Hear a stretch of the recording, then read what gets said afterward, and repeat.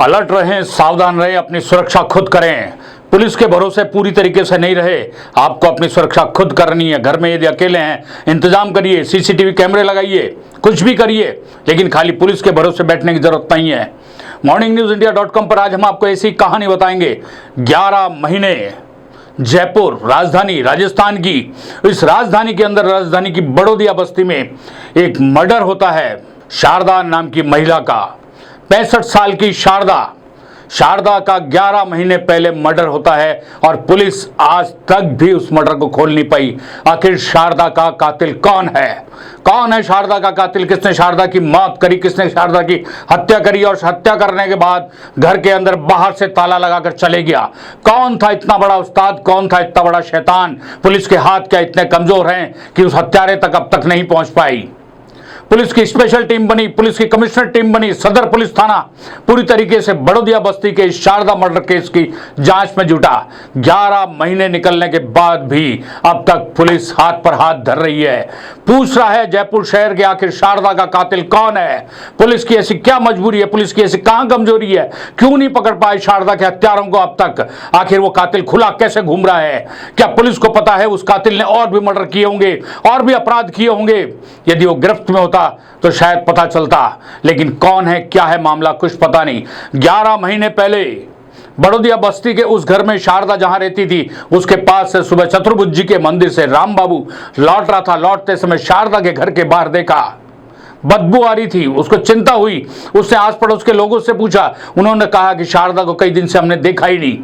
Police को सूचना दी गई, पुलिस आई और पुलिस ने जब दरवाजा खोला तो पूरा कॉलोनी वाले, बस्ती वाले सब दंग रह गए।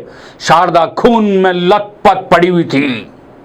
शारदा का किसी ने मर्डर किया और मर्डर करने के बाद में ताला बाहर से बंद करके चले गया। यूं तो शारदा के 4 बेटियां हैं, चारों बेटियों की शादी शारदा ने आराम से कर दी और वो अपने अपने ससुराल में रह रही हैं। लेकिन वो चारों बेटियों को जब सूचना अपनी मां की मौत की दी गई तो चारों में से कोई भी बेटी अपनी मां की मौत पर नहीं आई। शारदा के भाई को जब ये पता चला तो शारदा के भाई ने पुलिस में रिपोर्ट दर्ज कराई। शारदा का भाई, बस्ती वाले और जयपुर शहर के वो बाशिंदे भी अब जानना चाह रहे हैं शारदा का कातिल आखिर कौन है, क्यों नहीं पकड़ पाई पुलिस? ऐसे पुलिस की क्या मजबूरी रही? जितने मुंह उतनी बातें, अब तरह तरह की बातें। जो जाने वाली शारदा तो चले गई, दादी के नाम से मशहूर थी, लेकिन शारदा के जाने के बाद कई सवाल ऐसे हैं जो पुलिस के ऊपर एक सवालिया निशान लगाते हैं। अब सोच के देखिए, अब शारदा के जाने के बाद वो कहा जा रहा है, उल्टी सीधी बातें उसके बारे में कही जा रही है। सच्चाई क्या है? क्यों सच्चाई अब इसलिए नहीं पता चल सकती, शारदा इस दुनिया में नहीं है। कुछ का था दबे पांव दबे मुंह कुसम घू कर रहे हैं वो कि उसके घर के अंदर अनैतिक कार्य होता था। कई महिलाएं आती थी वहां पे, शारदा उनको जगह उपलब्ध कराती थी। लेकिन ये एक ऐसी बात है जिसकी कोई सच्चाई सामने नहीं आ रही है। ये शारदा का कातिल कौन है? सवाल यही खड़ा होता है। पुलिस राजधानी जयपुर की बड़ौदिया बस्ती में मर्डर हो जाए, 11 महीने से पुलिस कुछ नहीं कर पाए और शासन प्रशासन डंका पीटे इस बात का कि हमारी पुलिस बहुत बहादुर है, बहुत हाईटेक है, बहुत इनोवेटिव है, बहुत क्रिएटिव है, किसी भी मर्डर को खोल के रख सकती है। शारदा का मर्डर कब खुलेगा बताए पुलिस? शारदा को आखिर कब न्याय मिलेगा? कब हत्यारा गिरफ्त में आएगा? मॉर्निंग न्यूज इंडिया आपको बताता रहेगा जब तक शारदा के कातिल गिरफ्त में नहीं आते।